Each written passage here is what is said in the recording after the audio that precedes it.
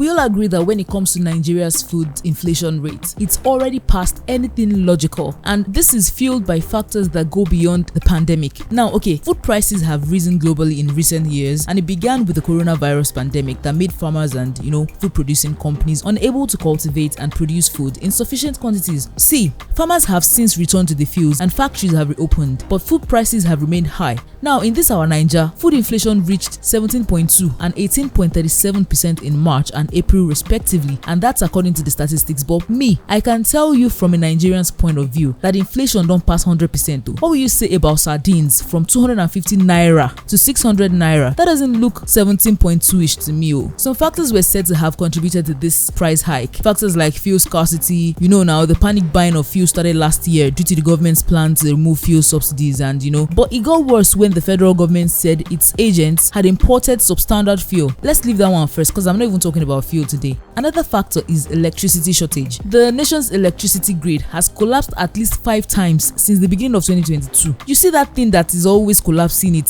is what we don't even know yet. Not when we are not even using the lights that they will say overload, abi don't to serve, they feel won't maintain them. Imagine at our age. Anyway, the erratic power supply has pushed business owners, food processing and manufacturing companies to seek alternative but expensive means to power their tools so as to prevent food spoilage across agricultural value chains, translating to high cost of food production, supply, and definitely high cost of food on the market shelves. But I'll still leave that one because I'm not even talking about power today. Let's also talk about the insecurity and foreign exchange problem. Farmers have been displaced and now have restricted access to regional markets in some regions, so they find it difficult to go to their farms due to the fear of being kidnapped or killed. Also, as a consumer economy that relies heavily on imports, the scarcity of FX helps drive prices of commodities, especially food, up, as the dollar is needed to buy commodities like wheat, maize, dairy products, and other products that Nigeria largely imports. Now, you say these points are true, but let's not even talk about the things that we at the receiving end are doing to ourselves. Dollar don't rise, shey. We too, the fishermen in Lokoja here or Lag, will fish, and because dollar to naira is now 700, you will now say your fish is no longer 200 naira, it is now 1000 naira. The fish, the yam, and the tomatoes that we are not importing, let's say transportation is now costlier to deliver goods to the retailers. What happened to the realistic and relative increase in the price of these goods? The dollar that we're talking about probably had a 20% increase, and you added 150% increase to the prices of your commodities. It has even gotten to a stage now,